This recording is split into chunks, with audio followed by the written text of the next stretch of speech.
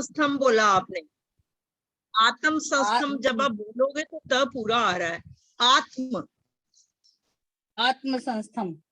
हाँ आत्म, त की आवाज कम, बाकी बिल्कुल दोबारा बोलो दीदी, दोबारा बोलो, बोल दो। राणा जी ज्वाइन करिए आंटी। हाँ कल सुनते हैं, कल सुनते हैं। इसी के साथ इस चर्चा को यहीं पर विराम देंगे। आज गीता अध्ययन के नेक्स्ट सेशन में हम राणा सर के साथ छठे अध्याय का अगला श्लोक करेंगे। सर को प्रणाम और बिना विलंब किए निवेदन की अगली चर्चा को शुरू करें। सभी को बहुत बहुत प्रणाम। हम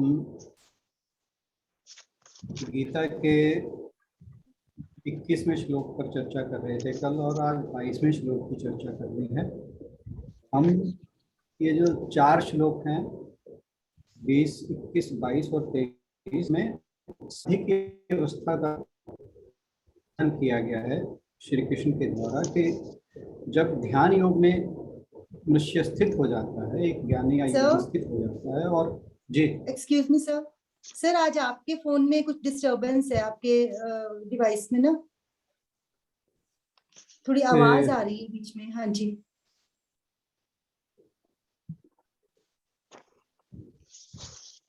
अब कुछ बेटर हुआ? हमें तो घर नहीं लगा आज। नहीं इसमें तो आ रही है। चलो ठीक है, बोल के देखते हैं। मेरे वाले में तो नहीं है, मेरे वाले में तो नहीं है।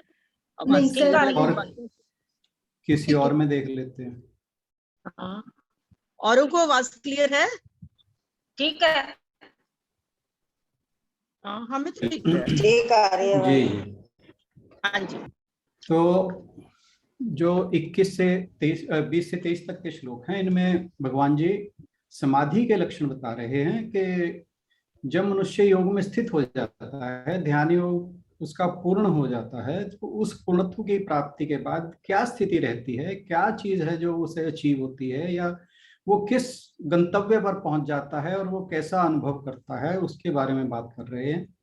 और हम बात कर चुके हैं कि इससे पहले के 2 श्लोकों में समाधि के 4 लक्षण बताए हैं कि क्या अनुभव करता है एक समाधिस्थ योगी।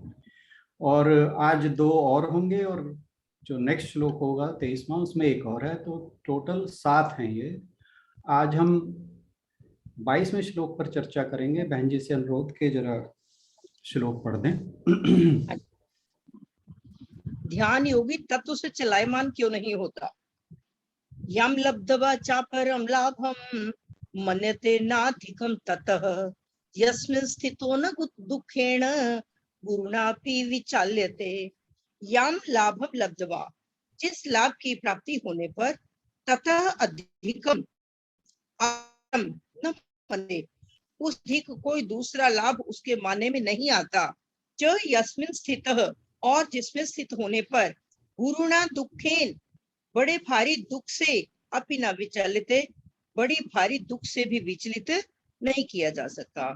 जिस लाभ की प्राप्ति होने पर उससे अधिक कोई दूसरा लाभ उसके मानने में नहीं आता, और जिसमें स्थित होने पर वह बड़े भारी दुख से भी विचलित नहीं किया जा सकता। तो इस श्लोक में बताया जा रहा है कि अब जो व्यक्ति समाधि में पहुंच चुका है, योग में स्थित हो चुका है, उसको आगे कैसे अनुभव होते हैं। अब यहाँ पर बात जो आ रही है, यम लब्ध्वा चा परम लाभम। अपरम लाभम मतलब कोई भी अन्य लाभ। तो संसार की कोई भी उपलब्धि, जो भी संसार में हमें उपलब्धियां प्राप्त होती हैं, जो भी भोगों उपलब्धि मिली, वो मनुष्य को कभी भी तृप्त नहीं कर पाती। अब सपोज करो कोई एक व्यक्ति बहुत गरीब है, उसकी चाह होती है कि मैं थोड़ा अमीर हो जाऊं, और उसके लिए वो मेहनत करता है। और सपोज करिए वो उसकी गरीबी दूर हो गई, उसकी स्थिति अच्छी हो गई, फिर उसकी कोशिश होती है कि वह लखपति हो जाए। चलो मेहनत की, लखपति भी हो गया, फिर उसकी होती है कि मैं करोड़पति हो जाऊं। फिर मान लो करोड़पति हो गया, तो क्या उसे संतुष्टि होती है? नहीं। क्योंकि जब वह करोड़पति किसी अरबपति को देखेगा फिर उसे लगेगा कि नहीं, अभी तो कुछ और भी है अचीव करने, तो उसके मन में फिर असंतोष पैदा होगा। और क्यों हुआ? वो खुद एक करोड़पति है, परंतु उसकी असंतुष्टि का कारण है एक अरबपति। तो इसलिए जो सांसारिक हमारी उपलब्धियां हैं उससे कोई फर्क नहीं पड़ता कितनी खुशी मिलती है, कितनी मिलती है। लगता है कि नहीं, अभी कोई और खुशी बाकी है जिसे अभी अचीव करना हमारे लिए एक लक्ष्य होना चाहिए और हमें और भी कुछ अचीव करना है। और क्या कभी ऐसा वक्त आएगा कि मनुष्य कहेगा कि हाँ, अब मेरे जीवन का लक्ष्य पूरा हो गया है? अगर सांसारिक उपलब्धि की बात करें तो ऐसा बहुत मुश्किल है, कठिन है, क्योंकि हर उपलब्धि के बाद उसे एक असंतोष का भाव रहता है कि नहीं, इससे अलग भी कुछ है अभी। और परंतु यहाँ भगवान श्री कृष्ण कहते हैं कि केवल ध्यान ही है जिसकी सच्ची तृप्ति और जो स्थायी आनंद है जिसके द्वारा वह मिल सकता है। ध्यान में जब पूर्णत्व प्राप्त हो जाएगा तब एक तो तृप्ति मिल जाएगी और स्थायी आनंद मिलेगा। और यहाँ जो बता रहे हैं कि जो है, जो ये लाभ इसको कहा गया है यहाँ पर, कि जो ये लाभ कहो या आनंद कहो, ये जो लाभ है वो किसी भी सांसारिक लाभ या आनंद से उससे उसकी तुलना नहीं हो सकती।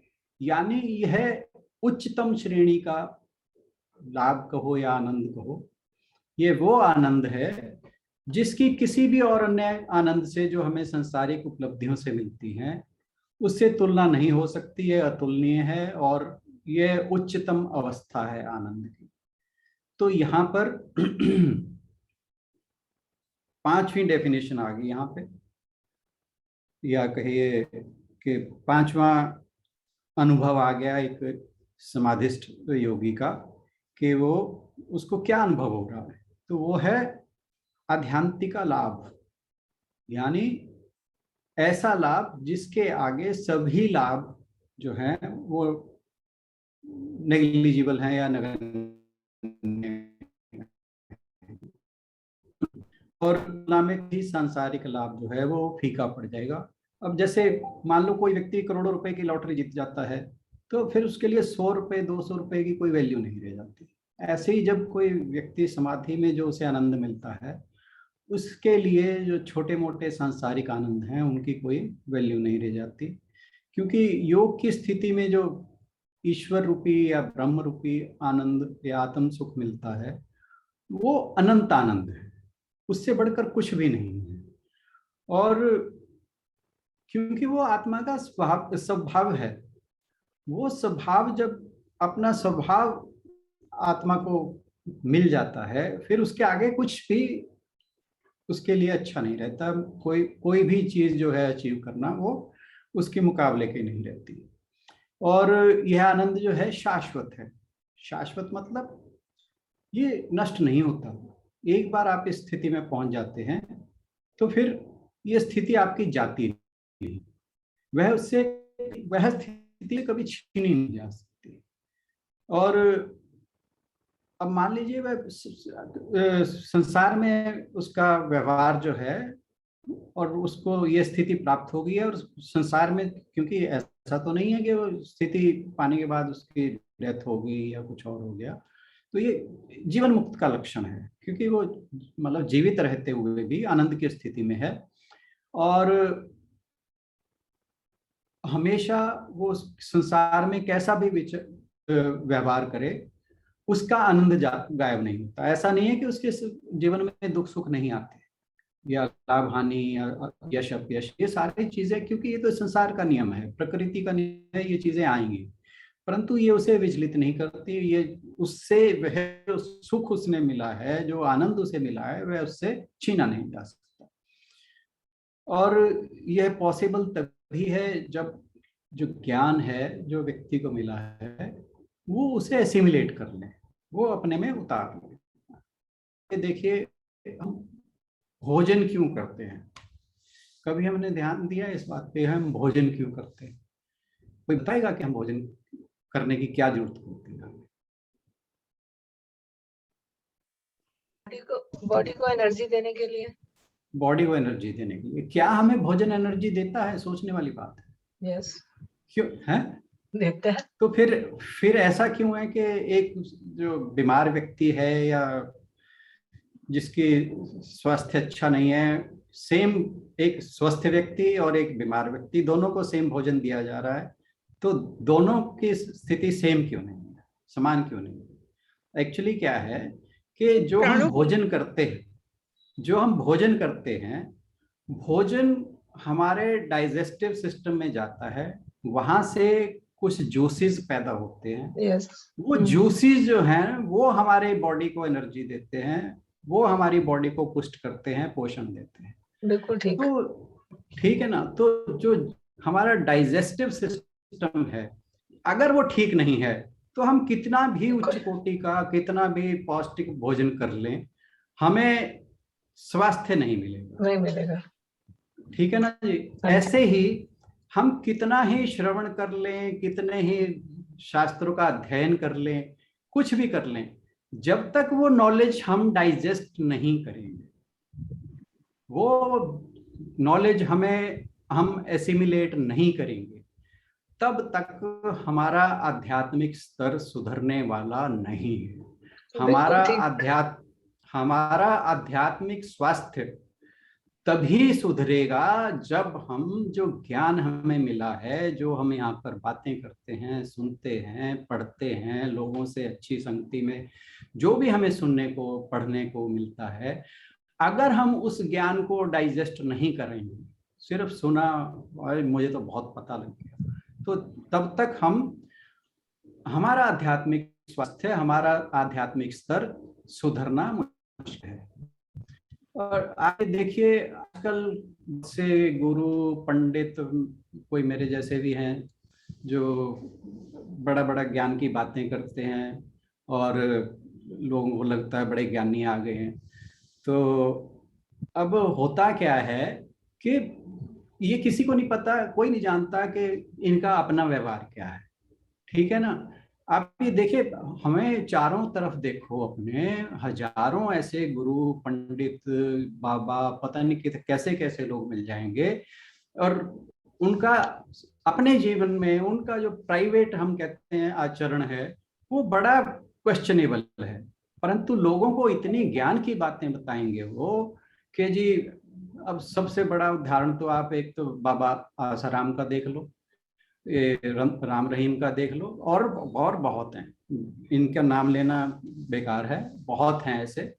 कहने का भाव ये है कि सिर्फ ज्ञान की बातें करना, ज्ञान की बातें सुनना, जब तक इनको एसिमिलेट नहीं किया था, जब इन्हें जीवन में नहीं उतारा जाता, तब तक ये सब करना बेकार है। वो जब मैं बात करता हूँ ना, श्रवण मनन निधि ध्यासन, श्रवण मनन तक तो सारे कर लेते हैं, जब तक वो निधि ध्यासन की अवस्था नहीं कर आती, जब तक हम उन चीजों को एसिमिलेट नहीं करते, जब तक हमारा जीवन शास्त्रमय गीतामय नहीं हो जाता, तब तक हम उस आनंद को नहीं प्राप्त कर सकते। एक एग्जांपल लेता हूँ। एक घर में नई नई बहू आती है तो सास से कुछ दिनों के बाद नई बहू आई है, चलो इसे सत्संग में लेकर चलते हैं। सत्संग में लेकर जाती है, जैसे वहाँ बाबा जी प्रवचन दे रहे हैं कि जी दान से बढ़कर कोई तप नहीं है, अगर आप दान करेंगे तो जो पुण्य मिलेगा वो पूरे परिवार के लिए ऐसा पुण्य मिलेगा कि इसका कोई तुलना नहीं की जा सकती। तो जी बहू ने मन में गांठ बांध ली कि भाई दान करना बहुत बढ़िया चीज़ है। घर आई जी, कुछ दिन बाद क्या होता है कि दरवाजे पर भिखारी आ गया। उसने तुरंत याद आती है, उसने एक टोकरा सामान का भरा खाने पीने का और जिले के चल दी। सास कहती है, बहू बात सुन, क्या कर रही है? वो कहती है कि वो बाबा जी ने कहा था प्रवचन के अंदर कि भाई दान से बढ़िया कोई चीज नहीं है, पूरे परिवार का इससे भला होता है। तो कह रही बाबा जी को खुद देखा है कभी कुछ करते हुए, ठीक है ना। बाबा जी आप कैसे हैं तो उन्हें तो जानती है, मैं जानती हूँ उसे बहुत अच्छे से। कह रही रख दिए सामान, इससे कुछ नहीं होगा। तो हम सारे के सारे ऐसे ही हो चुके हैं। वो कबीर जी ने कहा था, कहते जाका गुरु भी अंधला, चेला खरा निरंध, अंधा अंधा ठेलिया, दोनों कूप पड़ंत। तो ऐसे गुरु और चेले जो हैं वो सारे कुएं में ही जाएंगे। तो बात जो चल रही थी वो ये थी कि हमने बहुत मान लो शास्त्र पढ़ लिए, तो ऐसा नहीं है, हमने बहुत डिस्कशन कर ली, बहुत कुछ सुन लिया, पढ़ लिया, तो ऐसा नहीं है कि हमारा आध्यात्मिक स्तर सुधर गया। कि महत्व यह नहीं है कि हमने क्या क्या पढ़ लिया, क्या क्या जान लिया। बात यह है कि कितने शास्त्रों की, कितनी गीता की, कितने जो रामायण है या कोई भी इनकी शिक्षा है, वो हमने कितनी आत्मसात कर ली है अपने अंदर। जब तक उसे आत्मसात नहीं करते तब तक हम कुछ नहीं प्राप्त कर सकते। फिर जो सेकंड पार्ट है उसमें बात आई है कि वो जो संत है, जो ज्ञानी है, जो योग में स्थित या योग में समाधिस्थ व्यक्ति है, उसकी वो कभी विचलित नहीं होता। संसार में उसे कितना भी बड़ा दुख आ जाए, ठीक है ना। आप ये देखो पुराणों में वो जो प्रहलाद की कथा आती है कि उसे सांपों के गड्ढे में डाल देते हैं, हथियारों से उसके ऊपर वार होते हैं, उसे आग में तक में बिठा देते हैं, चट्टान से फेंक देते हैं, परंतु कोई भी ऐसी जो उसके सामने विपदा आती है, भगवान में उसका विश्वास नहीं कम होता। तो जो व्यक्ति समाधिस्थ हो जाता है उसकी उस स्थिति को कोई छीन नहीं सकता। तो जो फिर यहाँ पर छठी परिभाषा आ रही है समाधि में स्थित व्यक्ति के जो अनुभव की, वह आ रही है दुख निवृत्ति। उसकी सारे दुखों से निवृत्ति हो जाती है। यहाँ श्लोक में कहा गया है यस्मिन स्थितः, कि वो उस स्थिति में जो है उससे कोई उसे निकाल नहीं सकता। कि भगवान जी कह रहे हैं कि जो व्यक्ति इस ध्यान के आनंद में स्थित हो जाता है, स्थापित हो जाता है, उसे अधिक से अधिक कष्टदायक दुख जो हैं उनके प्रभाव जो है वो विचलित नहीं कर पाते। क्योंकि अगर कोई व्यक्ति समाधि की अवस्था में पहुंच गया है, उस आनंद की, ध्यान की आनंद की अवस्था में पहुंच चुका है, तो ऐसा नहीं है कोई जादू हो जाएगा उसके सारे दुख खत्म हो जाएंगे। क्योंकि संसार में वो जब तक है उसके प्रारब्ध कर्मों के फलस्वरूप उसे सारे के सारे जो दुख सुख हैं, जो भी द्वंद्व हैं जीवन के, वो झेलने पड़ेंगे। और शरीर जब तक तो होता रहेगा, परंतु ध्यान हमें एक ऐसा कवच दे देता है कि उसके ऊपर फिर जितने मर्जी वार होते रहे, कोई कैसा भी दुख आए, कुछ आए, वो उसका जो वो कवच है उसे हर प्रकार के दुखों से उसे बचा लेगा।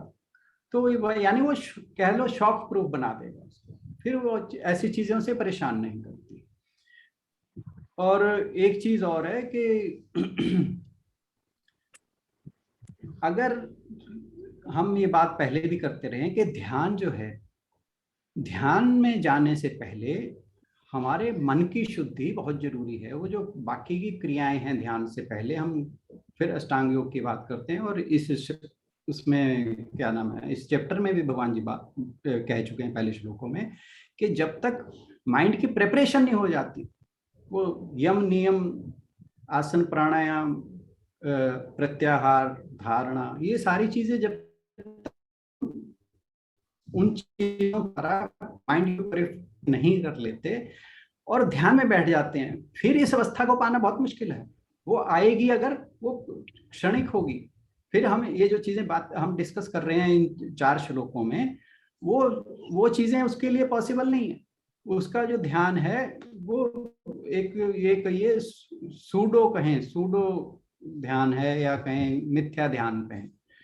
तो ध्यान जो है हमें दोनों जगत, जैसे कहते हैं ना, ऊपर और नीचे के दोनों जगत, दोनों लोकों, सभी लोगों का वो जो बेस्ट पॉसिबल है वो समाधि में पहुंचने पर वो मिलता है।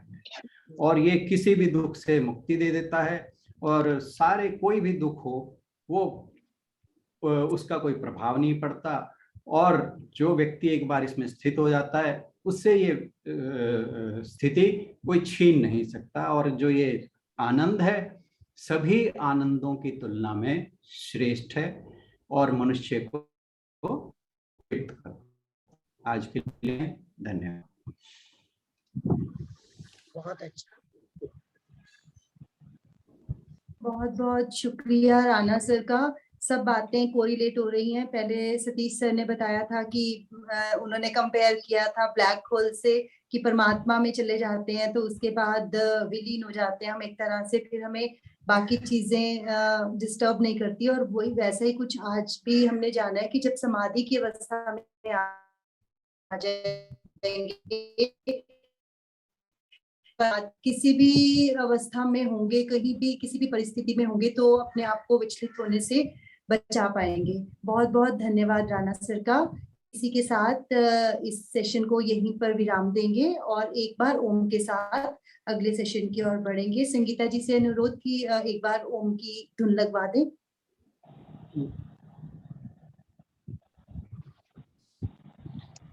ओ